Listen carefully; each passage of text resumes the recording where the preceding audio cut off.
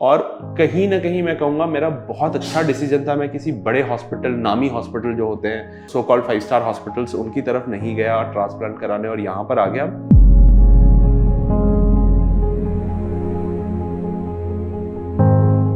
मेरा नाम प्रसून कंटपाल है। मैं नोएडा एक्सटेंशन में रहता हूँ। मुझे 2023 मई में किडनी डिजीज़ डायग्नोज हुआ था। तब मेरे पास कोई ऑप्शन नहीं था, मुझे उसके लिए डायलिसिस पे जाना पड़ा। हम लोग को जब किडनी डिजीज़ के बारे में पता चला, उस टाइम पे हमें जहाँ से हम लोग ट्रीटमेंट करा रहे थे, हम लोग बहुत ज़्यादा सेटिस्फाई नहीं थे। इसी बीच एक हमारे कॉमन फ्रेंड्स हैं, फैमिली फ्रेंड हैं, वो एक नेफ्रोलॉजिस्ट हैं यूएस में।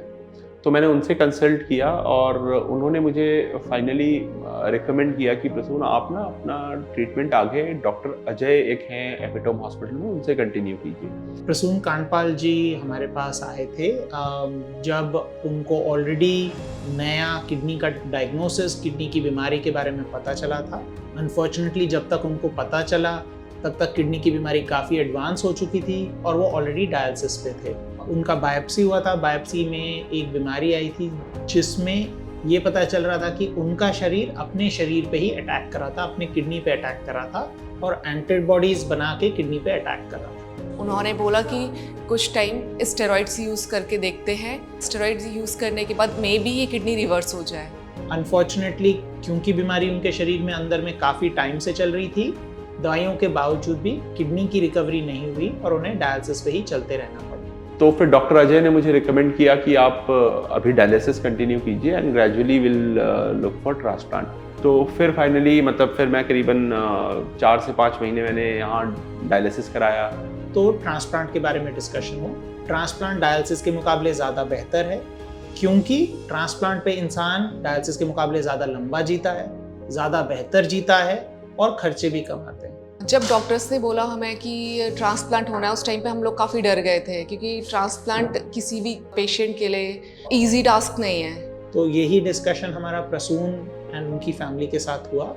उनकी वाइफ आगे आई और उनका वर्कअप हुआ। वर्कअप में सारे टेस्टिंग ठीक थे और हम दोनों की एज में भी बहुत डिफरेंस नहीं है, तो हम दोनों कंपैटिबल थे एक दूसरे के। मतलब किडनी मैं डोनेट कर सकती हूँ। प्रसून के ट्रांसप्लांट के बाद he is doing well and वो अभी भी बिल्कुल नॉर्मल ज़िंदगी अपने काम और उस सब पे वापस ज्वाइन कर चुके हैं और अपना ट्रैवल भी उन्होंने शुरू कर दिया है। और ट्रांसप्लांट के बाद अगर मैं कहूँ तो मैं खुद अभी एक 5 किलोमीटर की walkathon with in 2 months of dialysis I completed a 5 kilometre walkathon. तो रिकवरी भी आपकी, अगर आपका माइंडसेट पॉजिटिव है, आप सारी प्रिकॉशंस ले रहे हैं, you are taking your medicine on time, तो आपकी रिकवरी भी बहुत फास्ट होती है। मतलब आप 2 से 3 महीने में you are back to your absolute normal life. उसके बाद भी हम लोग के फॉलोअप के लिए मतलब पूरा हॉस्पिटल टेक केयर में लगा हुआ था। डॉक्टर अजय, डॉक्टर विजय, डॉक्टर सनी, सभी लोग आते थे, देखते थे और हमें कभी भी कोई इशू नहीं हुआ। और बहुत अच्छे से मेरे हस्बैंड की, मेरी बहुत अच्छे से टेक केयर की है हॉस्पिटल ने। मतलब इतना जो पैम्परिंग होती है बोल सकती हूँ कि कहीं नहीं मिलती जितनी हमें एपिटोम किडनी हॉस्पिटल में आके मिली है। जो ध्यान रखना होता है डोनर को, वो बेसिक चीज़ें हैं जो हर इंसान को ध्यान रखना चाहिए। अपना हेल्थ का ध्यान रखना है, अच्छा खाना पीना खाना है, अच्छा एक्सरसाइज करना है और आगे चल के डायबिटीज़, बीपी ऐसी बीमारी या तो ना आए, इसलिए मॉनिटरिंग भी करना है और अगर आ जाए तो उसको तुरंत कंट्रोल करना है जिससे कि किडनी पे असर ना पड़े।